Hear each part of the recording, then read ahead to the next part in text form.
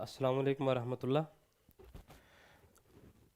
हमारी जो क्लास चल रही थी, जो हम कंटिन्यूटी में जूम क्लासेस दे रहे थे, चैप्टर चल रहा था डाइजेस्टिव सिस्टम। डाइजेस्टिव सिस्टम में हमने दो पार्ट्स मेनली हमने देखे थे। एक पार्ट था डाइजेस्टिव सिस्टम में दो चीज़ें देखी थी, एलिमेंट्री कैनाल और डाइजेस्टिव ग्लैंड्स। वो हमने कंप्लीट किया था। उसके बाद उसके बाद उसके बाद हमने पढ़ा था physiology of digestion. Physiology of, इनको ज्वाइन नहीं हो रहा है बच्चों को, ज्वाइन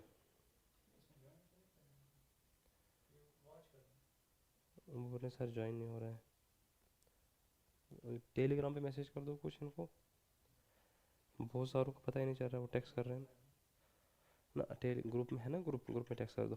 हाँ, तो मैं बोल रहा था हमने डाइजेस्टिव सिस्टम में ना दो पार्ट्स पढ़े थे। एक हमने पढ़ा था एलिमेंट्री कैनाल, दूसरा हमने पढ़ा था digestive glands.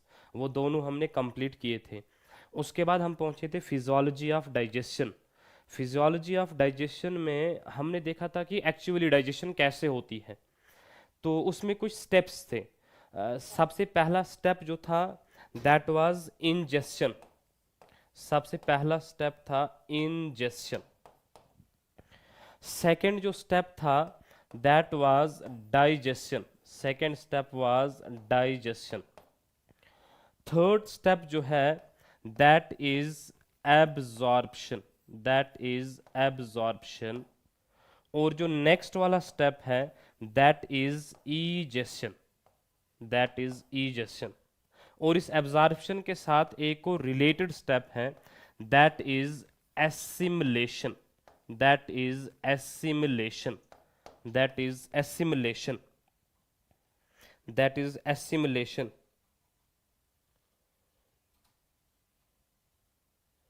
That is assimilation. तो आप लोग याद रखोगे प्रोसेस ऑफ डाइजेशन या जो फिजियोलॉजी ऑफ डाइजेशन है उसमें कुछ ब्रॉड स्टेप्स हैं। पहला step is ingestion, then we have digestion, then we have absorption, then we have assimilation and then there is egestion. देखो, इंजेशन को हमने पढ़ा था। इंजेशन में हमने बोला था इंजेशन में हमने बोला था it is basically intake of food. It is intake of food. Intake of food मतलब हम फूड को उठाते हैं, हाथ से उठाएंगे या किसी चम्मच वम्मच से उठा लो, उसको हम अपनी बक्कल केविटी में ले लेते हैं। That process is known as ingestion. ठीक है, taking food into the buccal cavity, this process is ingestion. अब फिर मैंने आपको बोला था कि बक्कल केविटी में क्या होगा। बक्कल केविटी में जब फूड पहुंचती है तो उस बक्कल केविटी में क्या होता है। बक्कल केविटी में दो चीजें होती हैं। सबसे पहली चीज ये है कि जो टीथ हैं ये फूड को मैस्टिकेट करते हैं। टीथ फूड को मैस्टिकेट करते हैं, ब्रेक करते हैं into smaller food particles. This is first thing. Second चीज मैंने आपको बोली थी कि बक्कल केविटी में एक एंजाइम होती है सलाइवा के अंदर, जिस एंजाइम का नाम है सेलिवरी एमाइलेस। जिस एंजाइम का नाम है सेलिवरी एमाइलेस, या इसका दूसरा नाम था टाइलिन। ये जो सेलिवरी अमाइलेस है ये एक्ट करती है स्टार्च पे और इस स्टार्च को कन्वर्ट करती है इनटू माल्टोज। ये एक्ट करती है on starch and it convert starch into maltose. Clear. Buccal cavity में दो ब्रॉड एक्टिविटीज होती हैं। One activity is that teeth mechanically breaks down the food, that process is known as mastication. Second मैंने बोला था there is salivary amylase which digest starch chemically, got it, और starch को break करके बना देते हैं माल्टोज। ठीक। फिर इस बक्कल केविटी में फूड को मिक्स किया जाता है। जो ये ब्रोकन फूड है इसको मिक्स किया जाता है और यहाँ पे बनाया जाता है बोलस। BOLUS, bolus. ठीक। अब जो ये बोलस हमारी बक्कल केविटी में है, इस बोलस को ट्रांसफर किया जाता है फेरिंक्स में, फिर वहां से ट्रांसफर किया जाता है इजोफेगस में। क्लियर। बक्कल केविटी में बोलस है, इस बोलस को आप ट्रांसपोर्ट करोगे पहले फेरिंक्स में, फिर वहां से ट्रांसपोर्ट करोगे इनटू ईजोफेगस, ठीक है। और जो ये प्रोसेस ऑफ ट्रांसपोर्टेशन है, this process of transportation is known as swallowing. This process of transportation is known as swallowing और डीग्लूटेशन। इस प्रोसेस को बेटा बोलते हैं swallowing और डीग्लूटेशन। क्लियर? तो पहला बक्कल केविटी का पार्ट कंप्लीट होता है। अब बक्कल केविटी से फूड अल्टीमेटली पहुंचती है इजोफेगस में। इजोफेगस में कोऑर्डिनेटेड मूवमेंट्स होती हैं। मैंने आपको समझाया था कि अगर एज्यूम कर लो, यहाँ पे देख लो, एज्यूम कर लो ये इजोफेगस है, इस इजोफेगस में अपर पार्ट कंट्रैक्ट करेगा, नीचे वाला पार्ट रिलैक्स करेगा, फिर अपर पार्ट कंट्रैक्ट करेगा, नीचे वाला रिलैक्स करेगा, फिर अपर कंट्रैक्ट करेगा, नीचे वाला रिलैक्स करेगा। This coordinated movement is known as peristalsis. इस कोऑर्डिनेटेड मूवमेंट को बेटा बोलते हैं पेरिस्टाल्सिस। और इस पेरिस्टाल्सिस की वजह से फूड पहुंच जाती है स्टोमक में। क्लियर? अब जो ये फूड है, this food has now reached the stomach. अब ये फूड पहुंची स्टोमक में। देखो बेटा, स्टोमक में फूड के साथ क्या होगा? स्टोमक में फूड के साथ क्या होगा? स्टोमक में सबसे पहली चीज ये होगी कि फूड वहां पे स्टोर रहेगी फॉर अराउंड 4 to 5 आवर्स। 4 से 5 घंटे तक जो फूड है वो रहती है स्टोमक के अंदर।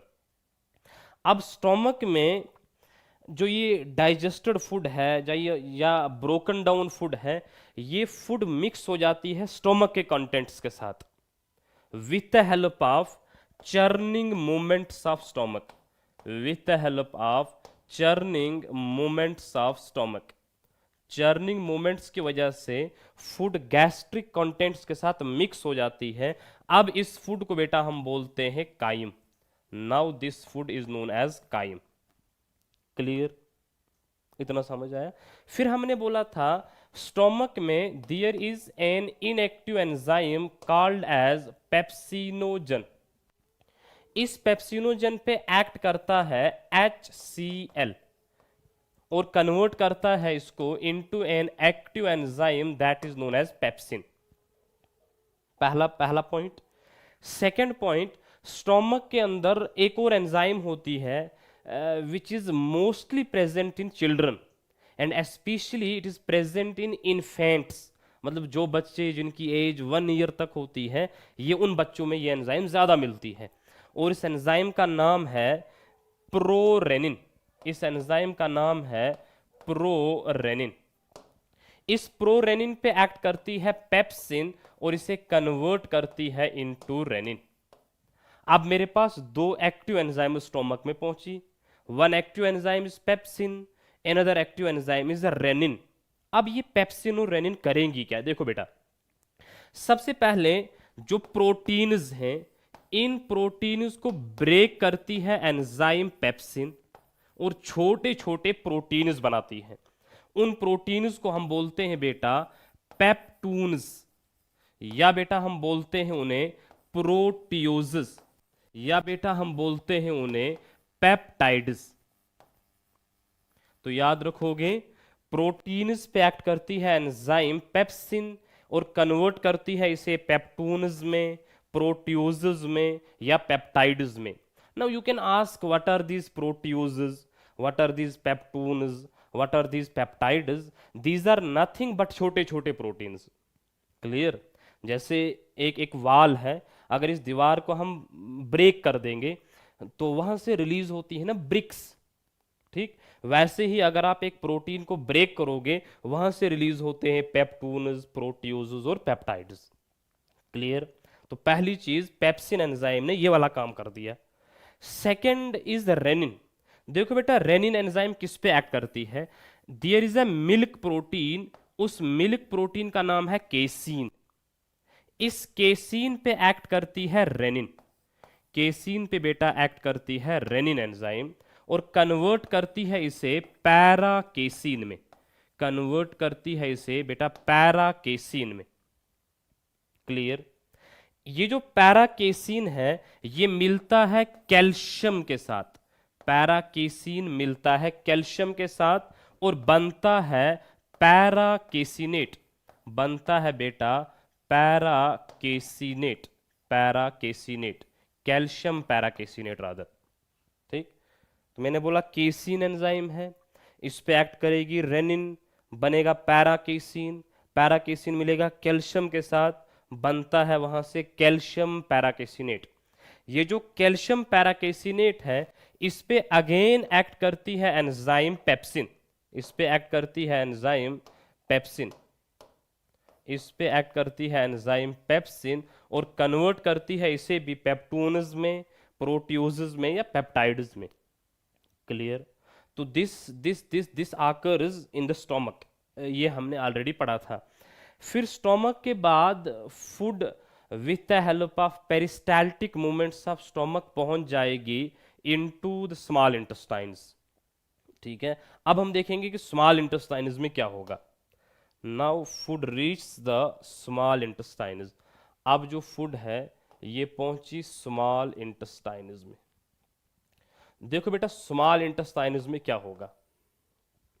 सबसे पहली चीज याद रखोगे, जो लिपिड्स हैं, लिपिड्स, इन लिपिड्स पे एक्ट करेगी एंजाइम लाइपेज, इन लिपिड्स पे एक्ट करेगी एंजाइम लाइपेज और यहां से बेटा बनते हैं डाइग्लाइसराइड्स और इन डाइग्लाइसराइड्स पे एक्ट करेगी अगेन लाइपेज और यहां से बेटा बनते हैं मोनोग्लाइसराइड्स,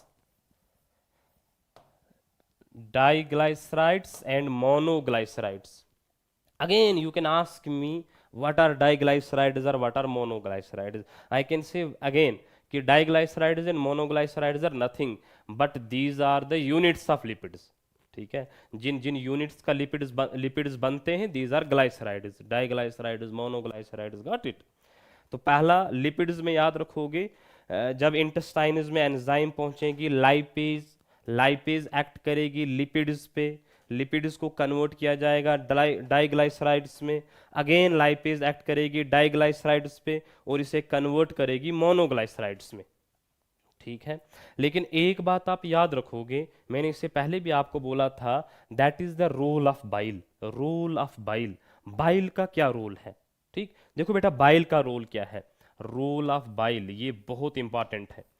लेट अस एज्यूम ये मेरे पास एक लिपिड का मॉलिक्यूल है या लिपिड का ग्लोब्यूल है, बाइल इस लिपिड के ग्लोब्यूल पे एक्ट करती है और इसे कन्वर्ट करती है छोटे छोटे ड्रॉपलेट्स में या छोटे छोटे ग्लोब्यूल्स में, छोटे छोटे ग्लोब्यूल्स में, छोटे छोटे ग्लोब्यूल्स में।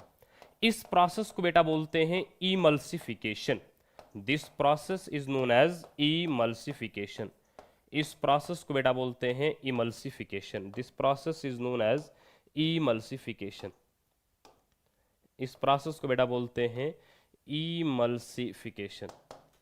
इमल्सिफिकेशन का मतलब यह है कि एक बड़ा लिपिड का globule is broken down into छोटे छोटे ग्लोब्यूल्स। अब जब ये ज्यादा छोटे छोटे ग्लोब्यूल्स हमारे पास बनेंगे, इसकी वजह से सरफेस एरिया भी ज्यादा होगा। जब बेटा सरफेस एरिया ज्यादा अवेलेबल होगा, लाइपेज ज्यादा एक्ट कर पाएगी, लाइपेज ज्यादा एक्ट कर पाएगी। क्लियर? सो बाइल का role is nothing but emulsification of fats. Emulsification of fats means fat को ब्रेक किया जाता है छोटे छोटे ग्लोब्यूल्स में, उससे क्या होगा, उससे सरफेस एरिया इंक्रीज होता है। सरफेस एरिया इंक्रीज होने से क्या होगा, ज्यादा लाइपेज एक्ट कर पाएगी, ज्यादा ब्रेक डाउन होगा लिपिड्स का। लिपिड्स जब ब्रेक हो जाएंगे डाइग्लाइसराइड्स बनेंगे और वहां से बेटा बनेंगे मोनोग्लाइसराइड्स। क्लियर? ये आपसे मैं एक क्वेश्चन पूछता हूं, जरा मुझे बोलो ये लाइपेज कहां से आई इंटेस्टाइन्स में? जरा बोलो लाइपेज कहां से है ना, अपने साथ ही बोलो ना, घर में किसी दीवार पे वार को बोल दो ना, ना आप गधे हो, आपको कहाँ आएगा समझ। लाइपेज प्रोड्यूस की थी ना पेनक्रियाटिक जूस के अंदर थी ना वो एंजाइम लाइपेज, वो आई थी ना कॉमन हिपैटो पेनक्रियाटिक डक्ट के थ्रू इंटेस्टाइन्स में, ये वही लाइपेज है जो अभी काम कर रही है। ठीक है, वेरी गुड। चलो सेकंड इज कार्बोहाइड्रेट्स, कार्बोहाइड्रेट्स या हम बोलेंगे स्टार्च, कार्बोहाइड्रेट्स या हम बोलेंगे स्टार्च, इस कार्बोहाइड्रेट्स पे एक्ट करती है एंजाइम एमाइलेस, पैनक्रियाटिक एमाइलेस, और कन्वर्ट करती है इसे छोटे छोटे सब यूनिट्स में, जिन्हें हम बोलते हैं बेटा डाइसैकेराइड्स, जिन्हें हम बोलते हैं डाइसैकेराइड्स। ठीक है, अगेन आप मुझे बोल सकते हो डाइसैकेराइड्स क्या होते हैं। डाइसैकेराइड्स कुछ भी नहीं है, these are units of carbohydrates. ठीक, डाई का मतलब हो गया दो, दो मोनोसैकेराइड्स मिलेंगे तो बनेगा एक डाइसैकेराइड, बहुत सारे मोनोसैकेराइड्स मिलेंगे तो बनेगा पॉलीसैकेराइड। ये हमने ऑलरेडी पढ़ा है, थोड़ा थोड़ा इसका आइडिया हमने ऑलरेडी लेके रखा है। क्लियर, तो ये कार्बोहाइड्रेट्स के साथ हो गया। अब आपको पता है डाइसैकेराइड्स कितने होते हैं। डाइसैकेराइड्स हमारे पास तीन हैं मेनली, डाइसैकेराइड्स हमारे पास तीन हैं। एक डाइसैकेराइड का नाम है बेटा माल्टोज, एक डाइसैकेराइड का नाम है लैक्टोज, एक डाइसैकेराइड का नाम है sucrose. Maltose, lactose and sucrose, maltose, lactose and sucrose, these are three disaccharides which are produced in the intestines, especially duodenum वाले पार्ट में। ठीक, क्योंकि कॉमन हिपैटोपैनक्रियाटिक डक्ट ओपन होती है ड्यूडिनम वाली जगह पे। तो ये हो गया सेकंड, पहला हमने लिपिड्स का देखा, अभी हम देख रहे हैं कार्बोहाइड्रेट्स का। उसके बाद number third is proteins, number third is what, proteins, number third is proteins. कुछ प्रोटीन्स ऑलरेडी ब्रेक हुए थे स्टोमक में, तो वहां पे बने थे प्रोटियोजेस या पेप्टून्स, प्रोटियोजेस या पेप्टून्स, प्रोटियोजेस और पेप्टून्स। इन प्रोटीन्स पे, प्रोटियोजेस पे या पेप्टून्स पे अगेन एक्ट करेंगी प्रोटियोलिटिक एंजाइम्स ऑफ पेनक्रियाज। इस पे बेटा एक्ट करेंगी प्रोटियोलिटिक एंजाइम्स ऑफ पेनक्रियाज, और बेटा इसे कन्वर्ट करेंगी इनटू डाईपेप्टाइड्स, इसे कन्वर्ट करेंगी इनटू डाईपेप्टाइड्स। अब आपसे मैं पूछता हूं कौन कौन सी प्रोटियोलिटिक एंजाइम है, सबको पता होना चाहिए। हमारे पास तीन एंजाइम्स हैं, trypsinogen, trypsinogen, chymotrypsinogen, trypsinogen, chymotrypsinogen and procarboxypeptidase, procarboxypeptidase, procarboxypeptidase, procarboxypeptidase, trypsinogen, chymotrypsinogen and procarboxypeptidase, these are three proteolytic enzymes already studied. अब आप मुझे बोलोगे कि सर ये तो इनएक्टिव एंजाइम्स, ये काम कैसे करेंगे। इनको ना पहले एक्टिवेट करना पड़ेगा, देखो कैसे एक्टिवेट करते हैं। इनको हम करेंगे पहले एक्टिवेट। जो ये ट्रिप्सिनोजन है, इस पे एक्ट करती है एक एंजाइम एंटीरोकाइनेस, जो प्रेजेंट होती है इंटेस्टाइनल जूस के अंदर, और इसे कन्वर्ट कर देती है इनटू ट्रिप्सिन, इसे कन्वर्ट कर देती है into trypsin. Clear, trypsinogen is activated by enterokinase and it is converted into trypsin। ठीक, इतना तो आ गया समझ कि ट्रिप्सिनोजन हो गई एक्टिवेट। अब जब ट्रिप्सिनोजन ना एक्टिवेट हो जाती है, इसका काम यह है कि ये बाकी लोगों को भी एक्टिवेट करती है, खुद को भी और एक्टिवेट करेगी और जो साथ वाले साथी हैं उनको भी एक्टिवेट करेगी। लाइक दिस, ये जो ट्रिप्सिन बना, ये एक ट्रिप्सिनोजन को भी अब एक्टिवेट करेगा, जो बाकी ट्रिप्सिनोजन यहाँ पे है उसको एक्टिवेट करेगा, साथ में ये एक्टिवेट करेगा काइमोट्रिप्सिनोजन को, साथ में ये एक्टिवेट करेगा प्रोकार्बोक्सीपेप्टाइडेस को। ठीक है, ट्रिप्सिन एक्टिवेट्स ट्रिप्सिनोजन और and converts it again into trypsin. एक trypsin activates chymotrypsinogen and converts it into chymotrypsin. Trypsin activates procarboxypeptidase and converts it into carboxypeptidase। Clear, अब एक बात मैं और आपको बोल देता हूं, देखो ट्रिप्सिन ना अपने आप को भी एक्टिवेट करता है। यहां पे देखो आप, ट्रिप्सिन बाकी ट्रिप्सिनोजन को भी एक्टिवेट कर रहा है। जो ये अपने आप को एक्टिवेट करता है, इस प्रॉपर्टी को बोलते हैं ऑटो कैटालिटिक।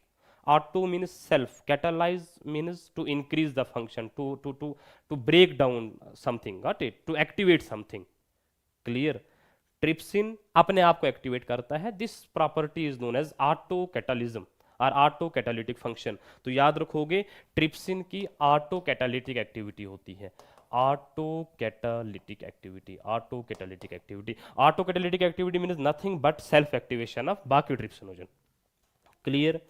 तो अभी अभी अभी तक हमने ये देखा कि लिपिड्स को भी हमने ब्रेक कर दिया, बना दिए मोनोग्लाइसराइड्स या डाइग्लाइसराइड्स। प्रोटीन्स को भी हमने ब्रेक कर दिया तो बना दिए डाइपेप्टाइड्स। कार्बोहाइड्रेट्स को भी हमने ब्रेक कर दिया तो बना दिए डाइसैकेराइड्स। ठीक है, इतना क्लियर? अब थोड़ा सा चलेंगे और आगे। सी,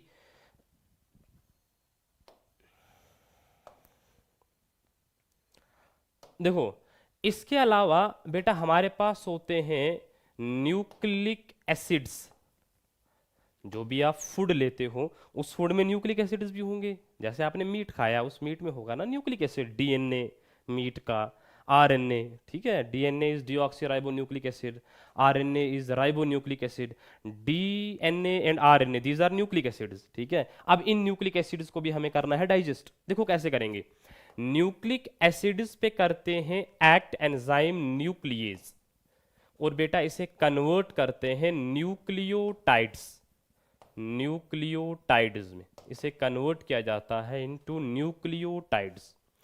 अब आप बोलोगे sir what are nucleotides? These are nothing but the units of nucleic acids. Clear? जैसे ना दीवार वाली एनालॉजी आप दिमाग में रखो, दीवार is made up of bricks, nucleic acids are made up of nucleotides. ठीक है बेटा, इतना समझ आ गया? ये अभी तक ना ये पेनक्रियाटिक जूस का काम था। अब फूड थोड़ी सी और नीचे जाती है, इंटेस्टाइनस में फूड थोड़ी सी और नीचे मूवमेंट करेगी। जो इंटेस्टाइनस की मूवमेंट्स होती हैं, इन मूवमेंट्स को बेटा बोला जाता है सेगमेंटेशन। मार्क दिस वर्ड, इस मूवमेंट्स को बोला जाता है सेगमेंटेशन। जो बेटा इंटेस्टाइनस, रादर में बोलूंगा स्मॉल इंटेस्टाइनस की जो मूवमेंट्स होती हैं, मिक्सिंग मूवमेंट्स होती हैं, इन मूवमेंट्स को बेटा बोला जाता है सेगमेंटेशन। अब सेगमेंटेशन से फूड मिक्स भी हो जाएगी, फूड थोड़ी सी आगे भी चली जाएगी। क्लियर? इतना समझ आया? अब देखो अब आगे क्या होगा। बिफोर गोइंग टू आगे मैं आपको दिखाता हूं कि अभी तक हम कहां पहुंचे। अभी तक हमें बना मोनोग्लाइसराइड्स, मोनोग्लाइसराइड्स बना अभी तक। अभी तक बेटा हमें बने डाइसैकेराइड्स, डाइसैकेराइड्स हमें बने बेटा। अभी तक हमें बना बेटा डाइपेप्टाइड्स, डाइपेप्टाइड्स बने हमें बेटा। अभी तक हमें बना न्यूक्लियोटाइड्स, न्यूक्लियोटाइड्स। ये हमने अभी तक बना के रख दिया। अब देखो जो ये मोनोग्लाइसराइड्स हैं, इन पे अगेन एक्ट करेगा इंटेस्टाइनल जूस की एक enzyme that is known as lipase. ठीक, इस पे अगेन एक्ट करेगा लाइपेज और इसे कन्वर्ट कर देगा into free fatty acid and glycerol. Free fatty acid and glycerol, free fatty acid and glycerol. अब आप मुझे बोलोगे sir what is free fatty acid and what is glycerol? Nothing, these two things unite to form monoglyceride. ठीक है, मैं ऐसे आपको समझाता हूं। अगर अगर आपके पास दीवार होगी, दीवार को आप ब्रेक करोगे, वहां से एक तो सीमेंट बाहर आएगा और ब्रिक बाहर आएगी। ठीक है, वैसे ही अगर आप मोनोग्लाइसराइड को ब्रेक करोगे, वहां से फ्री फैटी एसिड बाहर आएगा और ग्लाइसरॉल बाहर आएगी। ठीक है, ये सारा या तो बायोमॉलिक्यूल्स में आपने पढ़ा होगा या आपको पढ़ना है बायोमॉलिक्यूल्स में। ठीक, इतना समझ आया? Number second, disaccharides. देखो बेटा डाइसैकेराइड्स में हमारे पास 3 डाइसैकेराइड्स हैं। One is maltose, one is maltose, another is lactose, another is sucrose। maltose, lactose and sucrose, maltose, lactose and sucrose। देखो बेटा माल्टोज को क्या होगा, इस माल्टोज पे एक्ट करेगी एंजाइम माल्टेज और वहां से रिलीज होंगे ग्लूकोज प्लस ग्लूकोज। बिकॉज दो ग्लूकोज के मॉलिक्यूल्स मिलते हैं, वहां से बनता है माल्टोज। क्लियर। सिमिलरली इस लैक्टोज पे एक्ट करेंगे, लैक्टोज पे एक्ट करेगी एंजाइम लैक्टेज, और वहां से रिलीज होगा ग्लूकोज प्लस गैलेक्टोज। ठीक। Next is sucrose. इस सक्रोज पे बेटा एक्ट करेगा एंजाइम सक्रेज, और बनेगा वहां से glucose plus fructose, glucose plus fructose. ठीक। तो डाइसैकेराइड्स का काम भी तमाम। ठीक है, लिपिड्स का काम भी तमाम हो गया, डाइसैकेराइड्स का काम भी तमाम हो गया। अब हमारे पास है डाइपेप्टाइड्स। इन पे एक्ट करती है एंजाइम डाइपेप्टाइडेज, वहां से बनेंगे पेप्टाइड्स। इन पेप्टाइड्स छोटे छोटे पेप्टाइड्स, ठीक है, इन पेप्टाइड्स पे एक्ट करेगी enzyme amino peptidase, amino peptidase, और वहां से अल्टीमेटली हमें बनेंगे बेटा अमाइनो एसिड्स, वहां से हमें बनेंगे बेटा अमाइनो एसिड्स। ठीक। अब उसके बाद हमारे पास न्यूक्लियोटाइड्स हैं। इन न्यूक्लियोटाइड्स पे एक्ट करेगी एंजाइम न्यूक्लियोटाइडेस, न्यूक्लियोटाइडेस, न्यूक्लियोटाइडेस, और वहां से बेटा बनेंगे nucleosides, because nucleotides are made up of nucleosides. इन न्यूक्लियोसाइड्स पे एक्ट करेगी अगेन एंजाइम न्यूक्लियोसाइडेस, वहां से बेटा बनेगा बेस, और रिलीज होगा sugar. Sugar is nothing but carbohydrate. Remember, sugar is nothing but carbohydrate. Carbohydrate के लिए हम टर्म यूज करते हैं शुगर भी। ठीक है, तो देखो अभी तक क्या हो गया, मोनोग्लाइसराइड थे ना मेरे पास, उन पे एक्ट कर दिया लाइपेज ने, बना फ्री फैटी एसिड और ग्लाइसरॉल। अब यहां पे देखो डाइसैकेराइड्स है ना, इन डाइसैकेराइड्स पे एक्ट कर रही हैं अपनी अपनी एंजाइम्स, यहां से ग्लूकोज, गैलेक्टोज और फ्रक्टोज हमें अल्टीमेटली मिला। सिमिलरली डाइपेप्टाइड्स हैं, इन पे एंजाइम्स ने एक्ट किया और अल्टीमेटली हमें अमाइनो एसिड्स मिले। सिमिलरली न्यूक्लियोटाइड्स हैं, इन पे एंजाइम्स ने एक्ट किया और हमें बना बेस और शुगर। अब ये हमें करना क्यों पड़ा, हमें क्यों क्यों क्यों इन चीज़ों को ब्रेक करना पड़ा? रीज़न ये है कि जो भी फूड हम खाते हैं अल्टीमेटली उसको सेल में एंटर होना चाहिए, ताकि सेल उसको ना अपने फंक्शंस के लिए यूज़ कर पाए। सेल ना बहुत छोटा होता है, बड़े बड़े मॉलिक्यूल्स उसमें एंटर हो नहीं पाएंगे, तो इसीलिए मुझे ब्रेक करना पड़ा, ताकि ना वहाँ से छोटे छोटे मॉलिक्यूल्स निकलें, वो जो छोटे छोटे मॉलिक्यूल्स सेल के अंदर एंटर हो जाए और सेल उनको अपने फंक्शंस के लिए यूज़ करे। तो remember this thing, why are we breaking the food? We are breaking food ताकि वहाँ से छोटे छोटे मॉलिक्यूल्स बने। छोटे छोटे मॉलिक्यूल्स क्यों बनाने हैं? ताकि these can enter the cell. Cell में क्यों एंटर होगा? ताकि सेलुलर एक्टिविटीज हो जाए, because cell is the unit of life. You survive if and only if your cell is functional, if and only if your cell is live. तो cell को live रखने के लिए इन मॉलिक्यूल्स की जरूरत पड़ती है, मॉलिक्यूल्स छोटे भी छोटे, so that these can enter the cell. तो कहने का मतलब ये है, मैं अल्टरनेटिवली ऐसे बोलता हूं, complex food is now broken down into simple food. Got it? Clear? अब देखो, आप आपके इंटेस्टाइन्स में ना ये चीज़ें अभी अवेलेबल हैं, फ्री फैटी एसिड है, ग्लाइसरॉल है, ये बलाएं जो भी हैं ये सारे आपके इंटेस्टाइन्स में अवेलेबल है। तो यहाँ पे डाइजेशन कंप्लीट होता है। ठीक है, पहला स्टेप वाज इंजेशन, फूड को ले लिया। दूसरा step is digestion, complex food को ब्रेक करना है सिंपल फूड में। दो स्टेप्स कंप्लीट होते हैं। What is third step? Third step is nothing but absorption. अब ये सिंपल फूड बनी, this has now to enter into the cells. ठीक है, that process is known as absorption. मैं दिखाता हूं, देखो, लेट अस एज्यूम ये स्मॉल इंटेस्टाइन्स हैं। इस स्मॉल इंटेस्टाइन्स में सिंपल फूड बनी, अभी जो मैंने आपको दिखाया, सिंपल फूड मॉलिक्यूल्स। अब ये सिंपल फूड मॉलिक्यूल्स मूव करके चले जाएंगे ब्लड में या सेल्स में। इस प्रोसेस को हम बोलते हैं बेटा एब्जॉर्प्शन। ठीक है, next process is absorption. Absorption में सिंपल फूड इंटेस्टाइन से पास होके चली जाती है ब्लड में। ठीक है, अब एब्जॉर्प्शन हमने ऑलरेडी पढ़ा है। एब्जॉर्प्शन कैसे होगी? दो तरीके हैं, one is primary transport, another is secondary transport, जो आपने सारा पढ़ा है। मैं दोबारा दिखाता हूँ यहाँ पे। देखो, एब्जॉर्प्शन में फूड को आप कैसे ट्रांसपोर्ट करोगे? दो तरीकों से। One is active transport, another is passive transport. Active transport में you know there are two types. One is primary active transport, another is secondary active transport. Already studied ना, पढ़ा ना सेल में already. Similarly passive में आपको पता है there are two. One is diffusion, another is osmosis. Diffusion में again there are two. One is simple diffusion, another is facilitated diffusion. मैं दिखाता हूँ, दोबारा मैं एक बार बोल देता हूँ. देखो, एक्टिव प्रोसेस में you require energy, passive process में यू डोंट रिक्वायर एनर्जी. बाकी अप हिल ट्रांसपोर्ट कौन है, डाउन हिल ट्रांसपोर्ट कौन है, वो हमने ऑलरेडी पढ़ा है. No need to waste time again and again. Active में you use energy. If energy is used directly that is primary active transport. If energy is used indirectly that is secondary active transport. ठीक. फिर मैंने आपको बोला था passive में energy is not used. Now these are of two types. One is diffusion, another is osmosis. Diffusion, movement of molecules from the region of higher concentration to lower concentration. Osmosis, movement of water molecules. ठीक. फिर मैंने diffusion में आपको बोला था simple diffusion और facilitated diffusion. Simple diffusion में carrier protein की आपको जरूरत नहीं पड़ती. फैसिलिटेटेड डिफ्यूजन में you require the carrier proteins. ना उससे फिर कौन सा इंपैक्ट पड़ता है वो बात करने की जरूरत नहीं है, हमने ऑलरेडी पढ़ा है.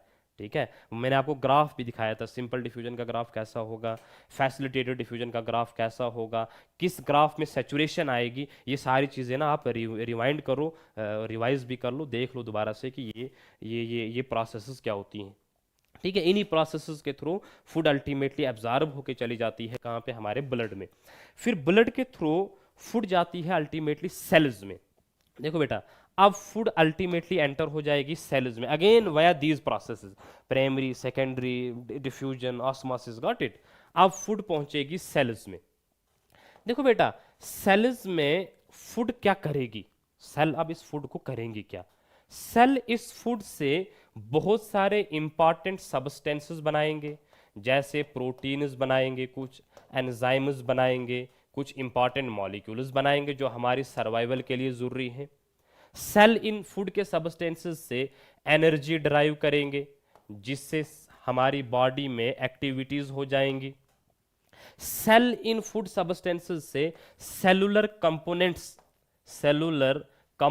प्रोड्यूस करेंगे, जैसे cholesterol is present in cell membrane. ठीक है, ये कोलेस्ट्रॉल बनेगा या सेल मेम्ब्रेन बनाएंगे, राइबोसोम्स बनाएंगे, माइटोकॉन्ड्रिया बनाएंगे, लाइसोसोम्स बनाएंगे, न्यूक्लियस बनाएंगे, डीएनए बनाएंगे, आरएनए बनाएंगे. तो जितने भी सेल्स के कंपोनेंट्स हैं वो इन फूड सब्सटेंसेस से सेल बनाएंगे. ठीक है. तो कहने का मतलब ये है, जब फूड सेल में एंटर हो जाती है वहाँ पे इस फूड को किया क्या जाएगा, बहुत सारे काम किए जाते हैं, जैसे इंपॉर्टेंट मॉलिक्यूल्स बनाने होंगे, एंजाइम्स बनानी होंगी, एनर्जी बनानी होगी, कि कोई नया सेल बनाना है उसके लिए कंपोनेंट्स आपको चाहिए, वो सारे उस सेल के अंदर बन जाते हैं. ठीक है. And this process is known as assimilation. ठीक है. द प्रोसेस जिसमें सेल इन सब्सटेंसेस को अपनी एक्टिविटीज के लिए यूज करता है, that process is known as assimilation. That process is known as assimilation. उस प्रोसेस को बेटा बोलते हैं एसिमुलेशन. क्लियर? इतना समझ आया? Very good. मैं बैक जाता हूँ एक चीज़ पे. ठीक है, दोबारा वो सुनोगे आप. सारा इजी है, वो टफ है, मैं दोबारा दिखाता हूँ. देखो, सी, ये इंटेस्टाइन्स है आपकी. इस इंटेस्टाइन्स में सिंपल फूड है, like we have glucose, we have amino acids, we have water molecules, similarly we have fructose या बाकी मॉलिक्यूल्स. देखो, ये मॉलिक्यूल्स एंटर हो जाएंगे ब्लड में. इसी प्रोसेस को आप बोलते हो एब्जॉर्प्शन. इसी प्रोसेस को बेटा आप बोलते हो एब्जॉर्प्शन. एब्जॉर्प्शन में मैंने अभी आपको बोला एक्टिव हो सकती है, पैसिव हो सकती है. उनकी एग्जांपल्स मैंने ऑलरेडी आपको दिखाई हैं. ठीक है. तो इसीलिए मैं उनकी दोबारा यहाँ पे ज़्यादा बात नहीं करने वाला हूँ. Like glucose and amino acids, these are passively absorbed. Similarly fructose get is absorbed with the help of facilitated diffusion. Water absorb होता है with the help of osmosis. ये सारी चीज़ें हमने एक बार पढ़ी हैं, वही आप कापी दोबारा भी देख सकते हो. ठीक है. इन एडिशन नोट्स में ना दोबारा से मैंने मेंशन करके रखा है वहाँ पे. ठीक. तो लेकिन यहाँ पे एक बड़ी चीज़ का मसला है, दैट इज फैट कैसे एब्जॉर्ब होगा. सी, ब्लड में वाटर है मेनली।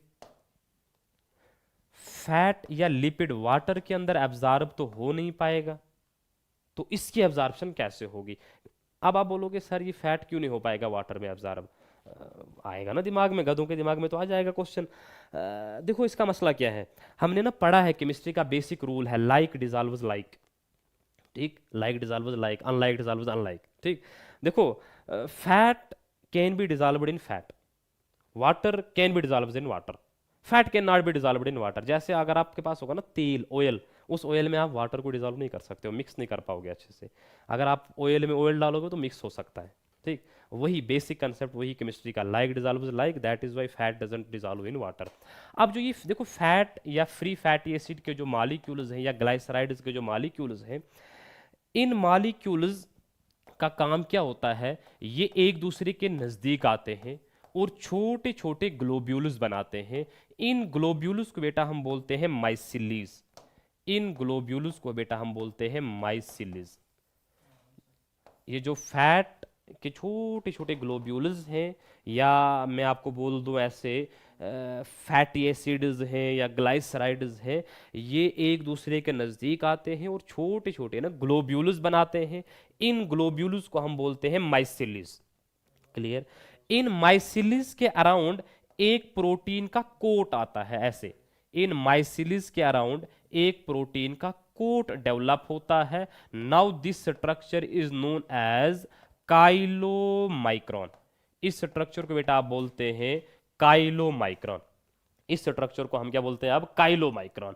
ये जो काइलोमाइक्रॉन है ये एंटर होता है लैक्टील में। Lacteal, lacteal is what? What is lacteal? बोलो, लैक्टील क्या होता है? ना पढ़ा है कभी? अच्छा मैं बताता हूँ। लैक्टील ना लिम्फेटिक वेसल है। कहाँ पे होती है हमने पढ़ा था जब इंटेस्टाइन का हम स्ट्रक्चर पढ़ रहे थे, वहीं पे मैंने आपको दिखाया था। ठीक है, तो काइलोमाइक्रॉन्स एंटर हो जाते हैं लैक्टील में, फिर वया लैक्टील ये अल्टीमेटली डाल दिए जाते हैं ब्लड में। ठीक है, तो this is how fats are absorbed. So you are supposed to remember this thing कि fat can not be directly absorbed into blood, because like can like dissolves like और like can not dissolve unlike. वो concept use करके fat के molecules को पहले aggregate किया जाता है, एक छोटा सा ग्लोब्यूल बनता है नोन एज माइसिली। इस माइसिली के अराउंड प्रोटीन का कोट एक डेवलप होता है, या इसको एक कवरिंग की जाती है प्रोटीन के कोट से। अब इस स्ट्रक्चर को बोलते हैं काइलोमाइक्रॉन। काइलोमाइक्रॉन पहले एंटर हो जाएगा लिम्फेटिक वेसल में, जिसे हम बोलेंगे लैक्टील, फिर via this lacteal it is drained into blood. ठीक है, this is how fat is absorbed. बाकी सारी चीजें डायरेक्टली एब्जॉर्ब हो जाती हैं, लेकिन फैट ना डायरेक्टली एब्जॉर्ब नहीं हो पाता। इतना समझ आया? अब ये सारी चीजें एब्जॉर्ब हो गई, अब सेल ने इनको यूज करेगा, प्रोसेस को बोलेंगे एसिमिलेशन। अभी मैंने बोला अब कुछ चीज़ें जो हैं, जो एक तो डाइजेस्ट नहीं हुई हैं, अनडाइजेस्टेड हैं, दूसरा कुछ चीज़ें ऐसी होती हैं जो एब्जॉर्ब नहीं हो पाती। ये सारी चीज़ें स्मॉल इंटेस्टाइन्स के बाद पहुंचेगी लार्ज इंटेस्टाइन्स में। ये सारी चीज़ें पहुंचेंगी बेटा लार्ज इंटेस्टाइन्स में। ये सारी चीज़ें पहुंचेंगी आप कहाँ पे? लार्ज इंटेस्टाइन्स में। ठीक, ये सारी चीजें आप पहुंचेंगी बेटा लार्ज इंटेस्टाइन्स में। सी, लार्ज इंटेस्टाइन्स में क्या होगा? लार्ज इंटेस्टाइन्स में ड्रग्स एब्जॉर्ब होते हैं, लार्ज इंटेस्टाइन्स में वाटर एब्जॉर्ब होता है, लार्ज इंटेस्टाइन्स में कुछ मिनरल्स एब्जॉर्ब होते हैं। ठीक, ये थोड़ी सी सब्सटेंसेस लार्ज इंटेस्टाइन्स में एब्जॉर्ब होते हैं। नंबर सेकंड, लार्ज इंटेस्टाइन्स में म्यूकस प्रोड्यूस होती है। ये म्यूकस अनडाइजेस्टेड फूड को ना एग्रीगेट करती है, एडहियर करती है, और या वहां से फिर बनते हैं स्टूल्स।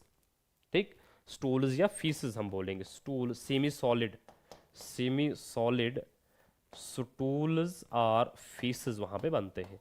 ये दूसरा काम हो गया लार्ज इंटेस्टाइन्स में। तीसरा काम ये होता है लार्ज इंटेस्टाइन्स स्पेशली जो सीकम वाला रीजन है, यहाँ पे बेटा कुछ बैक्टीरिया रिजाइड करते हैं। यहाँ पे कुछ बैक्टीरिया रहते हैं, जैसे एक बैक्टीरिया जिसका नाम आपने बचपन से सुना है ई कोलाई, वो आपके लार्ज इंटेस्टाइन्स में रहता है। वो वहाँ पे करता क्या है? हमारे लिए एक यूज़फुल काम उसका ये है कि वो कुछ विटामिन प्रोड्यूस करता है, like vitamin B1, vitamin B12, vitamin K। मैं लिख देता हूँ, विटामिन B1, B2, B12, हाँ, के, ये विटामिन वो प्रोड्यूस करता है।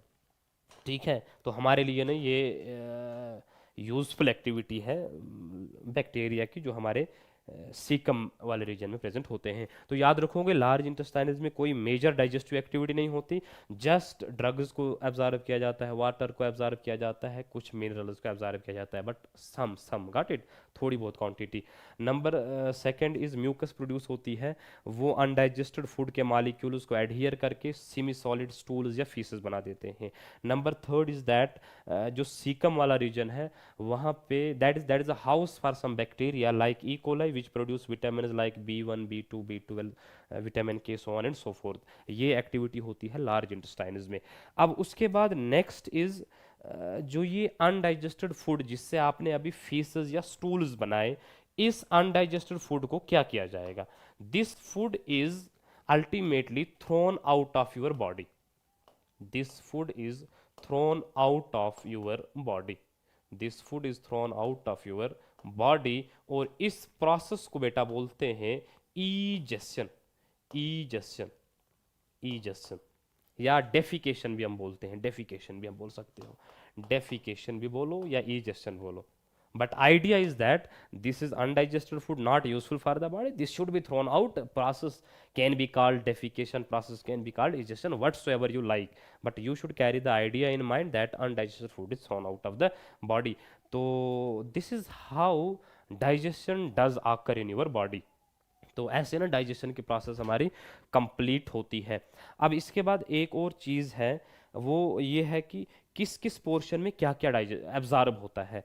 स्मॉल इंटेस्टाइन्स में ड्यूडिनम में कौन सी चीज़ एब्जॉर्ब होती है, जिजनम में कौन सी चीज़ एब्जॉर्ब होती है, इलियम में कौन सी चीज़ एब्जॉर्ब होती है, सिमिलरली स्टोमक में क्या एब्जॉर्ब होता है, ये आप दिमाग में रखोगे। ये नोट्स पे भी मेंशन किया है, मेरे जो वीडियो लेक्चर्स है वहाँ पे भी मैंने बोला है, इससे पहले भी आप लोगों को पढ़ाया हुआ है, जो जब हम ये प्रोसेस पढ़ रहे थे, एक्टिव ट्रांसपोर्ट, पैसिव ट्रांसपोर्ट, वहाँ पे भी पढ़ाया हुआ है। ये आप रखोगे दिमाग में, वो चीज़ बिल्कुल भी नहीं भूलिएगा। इन एडिशन टू दैट जो आपकी एनसीईआरटी की टेक्स्ट बुक है वहाँ पे एक टेबल बना के है, ठीक है। उस टेबल में लिखा है माउथ में क्या एब्जॉर्ब होता है, स्टोमक में क्या एब्जॉर्ब होता है, लार्ज इंटेस्टाइन्स में क्या एब्जॉर्ब होता है, स्मॉल इंटेस्टाइन्स में क्या एब्जॉर्ब होता है। Go through that table as well. हाँ, नोट्स में ऑलरेडी मेंशन करके है, लेकिन आप ना एक बार वो टेक्स्ट में टेबल व्यू देखोगे, that is extremely important. Questions can be asked directly from the table, ठीक है। नीट वाले लोगों के लिए मैं बोल रहा हूँ। समझ आ गई इतनी बात? तो टाइम कितना हुआ कंप्लीट? ना मैंने कितने टाइम हुआ मुझे क्लास को?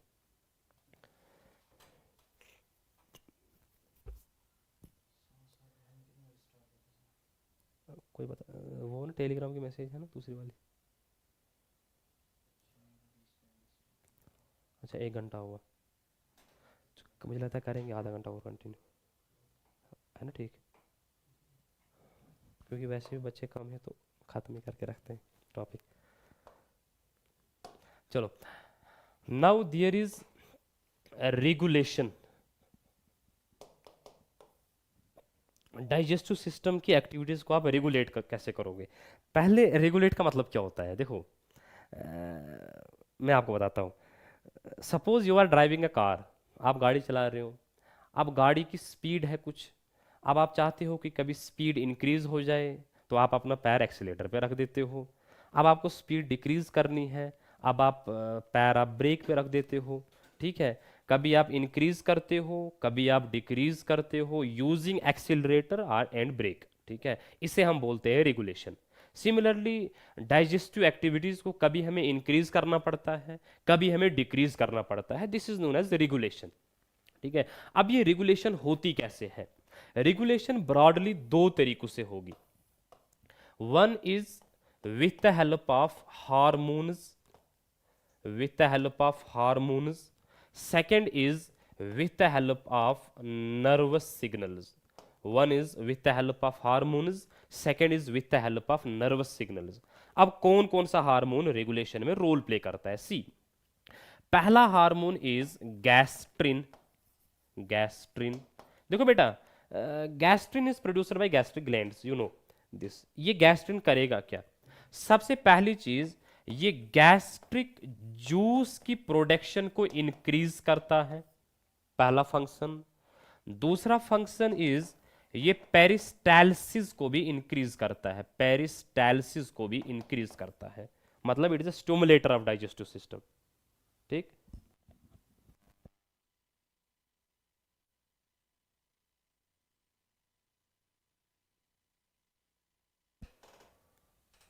आवाज आ रही है? अब आ रही है? करो कंटिन्यू।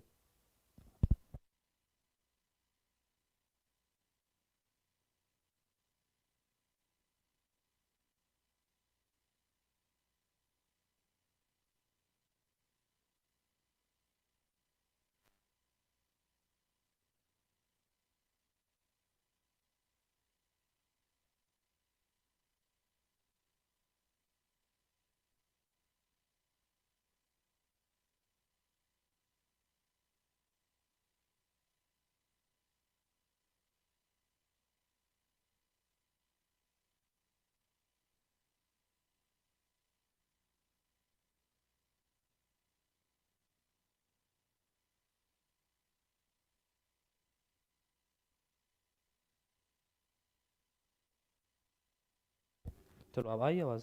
चलो। हाँ हाँ, मैं बताता हूँ। रेगुलेशन की बात हम कर रहे थे। मैंने बोला कि रेगुलेशन आप दो तरीकों से कर सकते हो। You can regulate the functions of digestive system इधर with the help of hormones, और you can do it with the help of nervous signals. अब हार्मोन्स के थ्रू आप कैसे करोगे? पहला hormone is gastrin, this is producer by gastric glands. ये gastric juice की सिक्रीशन को इंक्रीज करता है, और ये पेरिस्टालसिस को भी इंक्रीज करता है। मतलब ये हुआ कि ये डाइजेस्टिव एक्टिविटी को स्टिमुलेट करता है। ठीक। सेकंड इज, जिसकी हम बात करेंगे, दैट इज एंटीरोगैस्ट्रोन। एंटीरोगैस्ट्रोन, देखो बेटा, एंटीरोगैस्ट्रोन का काम क्या है? एंटीरोगैस्ट्रोन इज प्रोड्यूसर बाय ड्यूडिनम। ठीक है, ये ड्यूडिनम वाला रीजन प्रोड्यूस करता है। ये सबसे पहले गैस्ट्रिन को इनहिबिट करता है, inhibits gastrin and it inhibits peristalsis. ये गैस्ट्रिन और पेरिस्टालसिस दोनों को इनहिबिट करता है। उसका मतलब ये हुआ it is having inhibitory function. ठीक, ये डाइजेस्टिव एक्टिविटी को इनहिबिट करता है, डिक्रीज करता है। Number third is secretin. Number third is secretin. Number third is number third is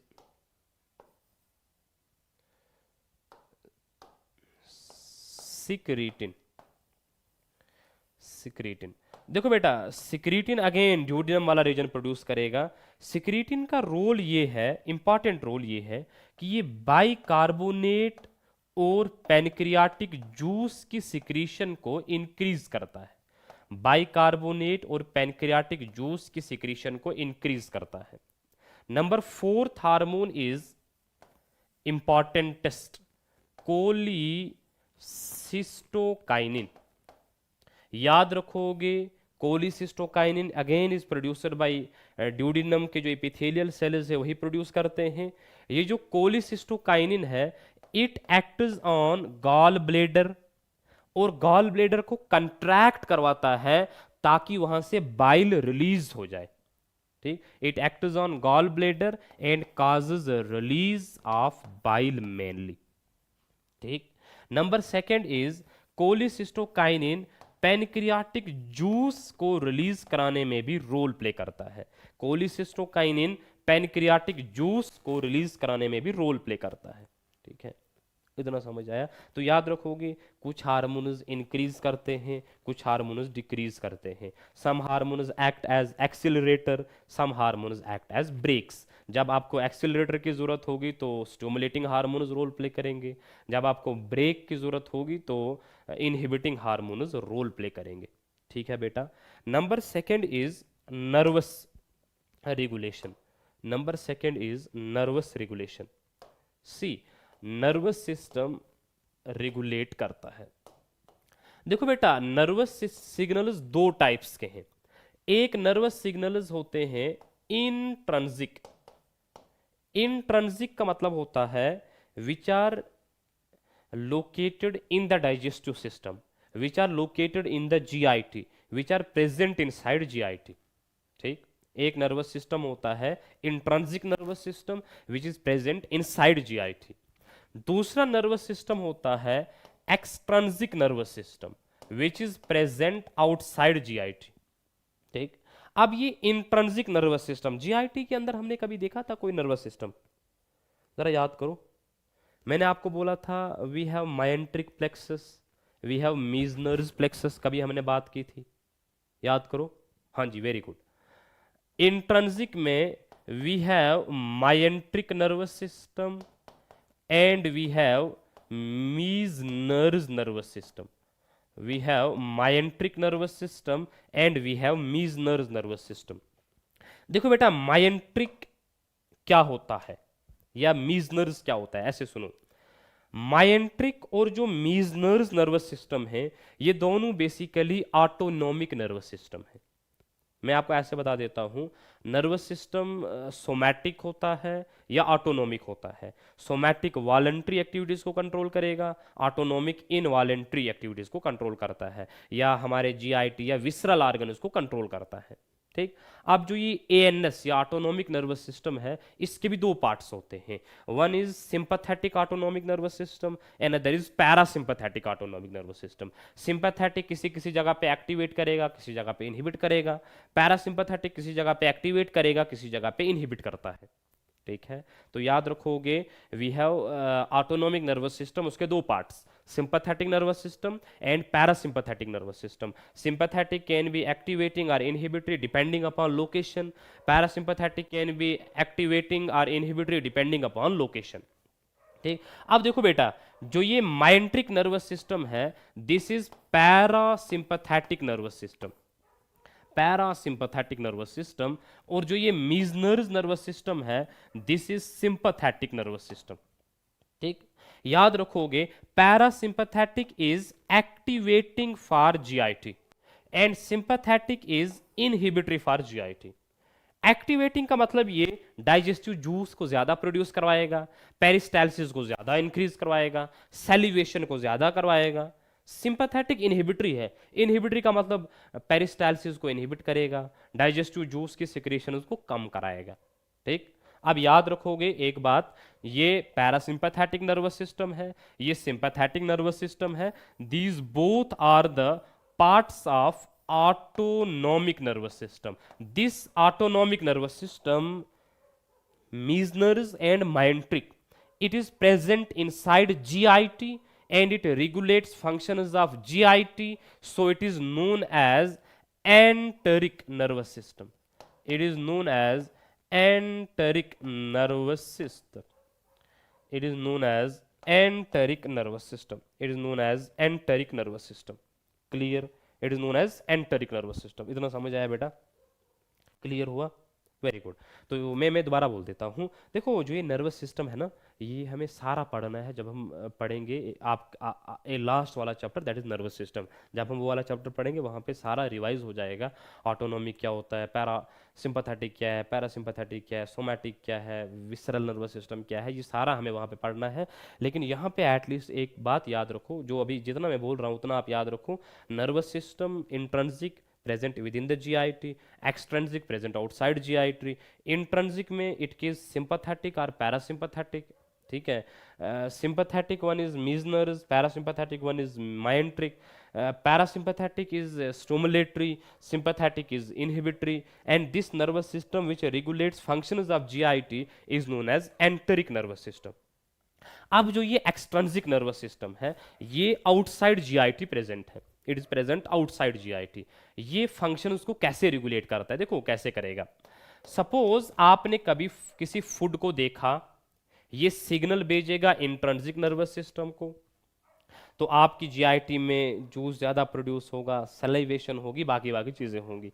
similarly आपको फूड की स्मेल आई, ये एक्सट्रिंसिक नर्वस सिस्टम पिक करेगा और ये सिग्नल सेंड करेगा इंट्रिंसिक को, वहाँ पे अकॉर्डिंगली डाइजेस्टिव एक्टिविटी को रेगुलेट किया जाएगा। ये increase decrease, peristalsis increase, peristalsis decrease, secretion increase, secretion decrease. Clear?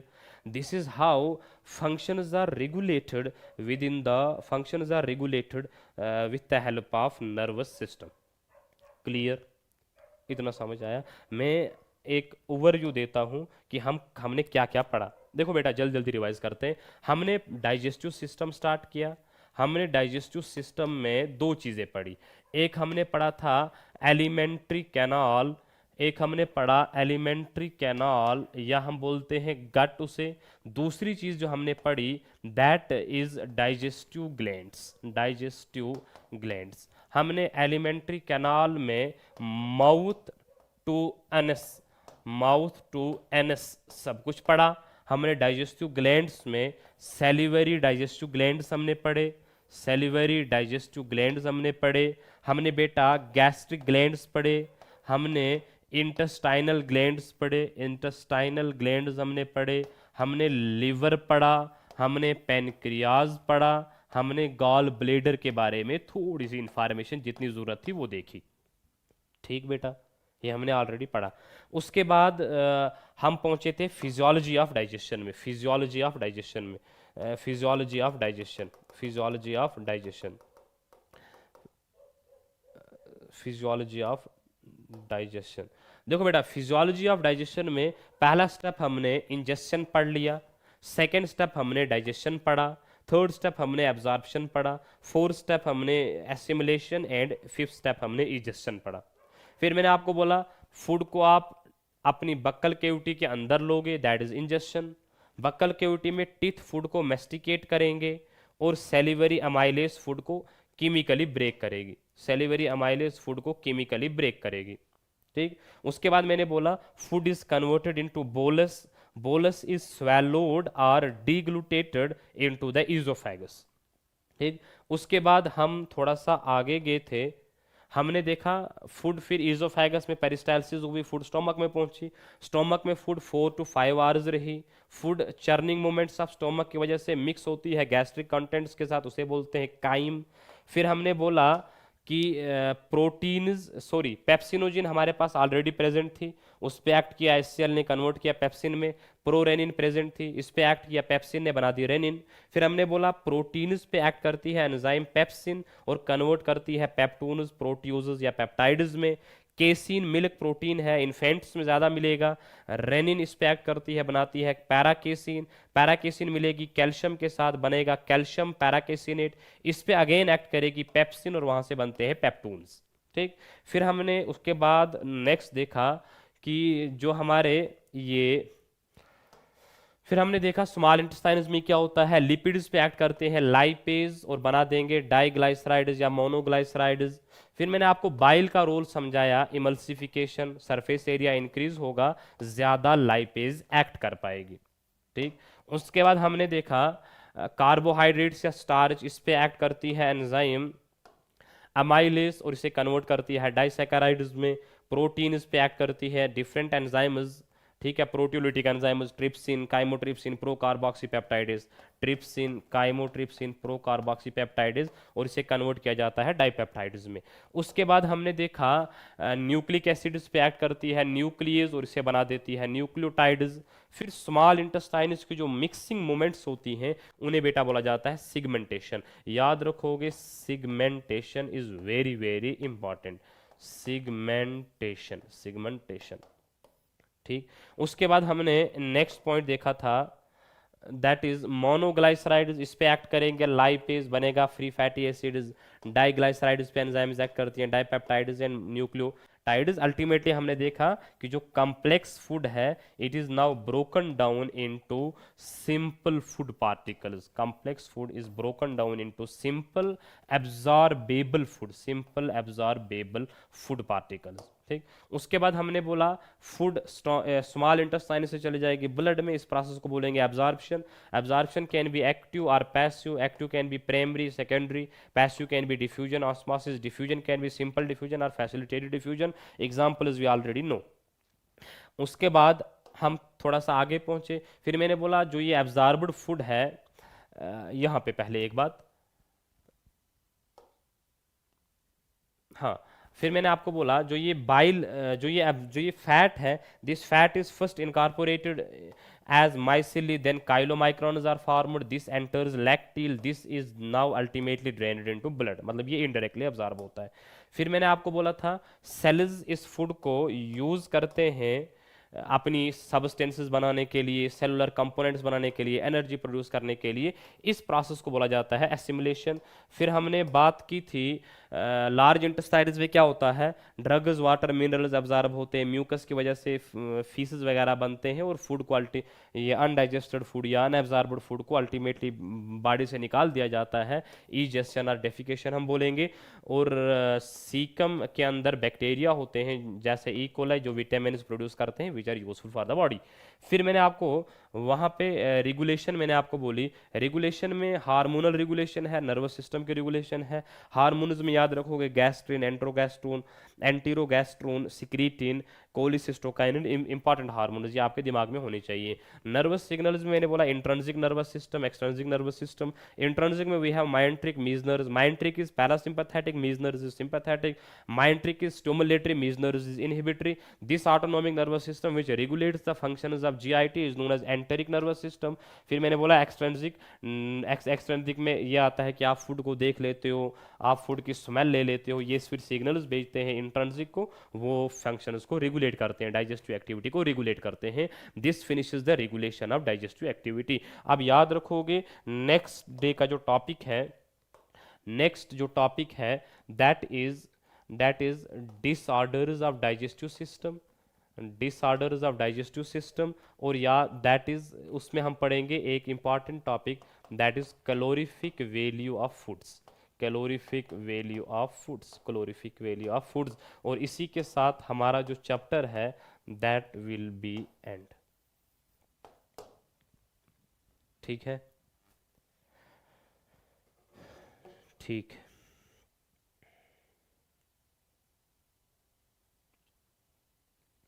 चलो ठीक है। Thank you very much, thank you. Let us and the class now.